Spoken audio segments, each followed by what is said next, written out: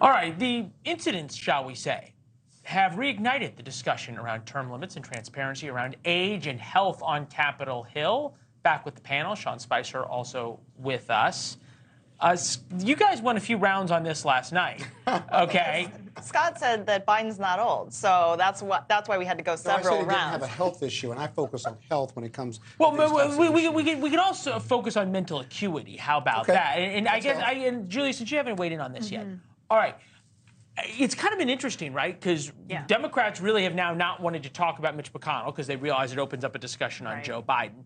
Republicans have sort of gone hands off, at least for the past 24 hours, on Joe Biden because they realize it opens up Mitch McConnell. So now is it just like the old people protecting the old people? It seems like that, and I think it's been like that for quite some time. I mean, it was watching what happened yesterday and then hearing about Joe Biden calling Mitch McConnell. One thing that I thought about was both of these men are roughly part of the same generation. Maybe Joe Biden's a little bit older than Mitch McConnell, or vice versa. But vice versa. But you know, these men served in the Senate together for decades. So it just shows that both parties are going through this. They're dealing with this, and I think there's also the question of when is it time to let young blood in? But there's a fear of what happens when someone like a Mitch McConnell goes that kind of seniority thing. Yes. It gets in the way. Part is that young people are being let in. If Dianne Feinstein is not actually the one making a vote, it is some 23-year-old staffer, right? It's somebody who's not actually elected. So there are young people in charge. It's just not anyone that someone I don't know which is scarier. Sean, this, to be fair, right, is this really as much of an age issue? You think about the sort of the way you watch President Trump interact with people in unscripted situations versus the way Joe Biden does. Think what you want of their politics. We can all agree that they may be a couple of years apart in age, but are vastly different in sort of cognitively how they process things on the stump or out with crowds. The Constitution leaves this up to the American people. Is that where it belongs?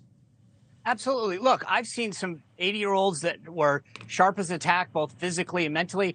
I've seen some 60-year-olds that looked physically like in huge are having problems, and same thing mentally. So I think the problem in America is that we always want an out. We should enact term limits. We should have an age limit. At the end of the day, you're the one voting. If we think that Joe Biden's got an issue, then vote him out. If you think Mitch McConnell's got an issue, vote him out. The voters of California made a choice. I don't agree with it, but I don't live in California, thank God. But at some point, we always seem to act like we're helpless in these situations. The voters of California believe, for whatever reason, because of her stances, because of seniority, a variety of reasons, Dianne Feinstein is equipped to do this. I don't like it. I think that people who are clearly, you can tell that whether it's Joe Biden or Dianne Feinstein have issues. But I also think that at some point the issue that whether it's California or the voters of Kentucky made a decision that they want to go forward. The thing with McConnell that's different on two fronts. One is there's a big difference between the president and the leader of the Senate. But the second thing is, at the same time, McConnell wasn't just elected by the voters of Kentucky as a United States senator. His colleagues have continued to vote him as the leader. So again, I think there's three tiers. There's what we expect out of the president of the United States. There's what we expect out of a United States senator. And then Mitch McConnell's colleagues have decided to continue to have him be their leader. And he's fourth in line, in line for the, actually he's not pro tem anymore. So the point is. He'd act becoming president. But I guess this is the way I would look at it. Okay, term limits, we want to go back to polling. And this wasn't in the NewsNation poll, but it's pretty consistent.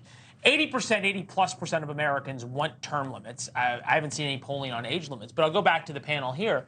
That can't happen without a constitutional amendment. It just doesn't. So it's not going to happen. No. I mean, and by the way, that's despite most sitting senators and members of Congress promising on their platforms that they will vote for term limits. But it requires 2/3 of both the House and the Senate, and then 3/4 of the states. The states would probably be fine with it, but 2/3 of the House and Senate are not going to vote themselves out of office. It just ain't going to happen. They say that they want term limits, but they voted for Joe Biden for 50 years to be in office. God bless them. God bless those voters. Well, it's a good. Hey, look, I'm going to make sure that I note that this was on a fictional television show called The West Wing. But there was that moment where then President Bartlett said, we have term limits. It's called elections, and elections have consequences.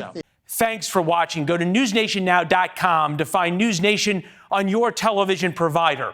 And don't forget to subscribe. Click the red button to get more of NewsNation's fact-driven, unbiased coverage.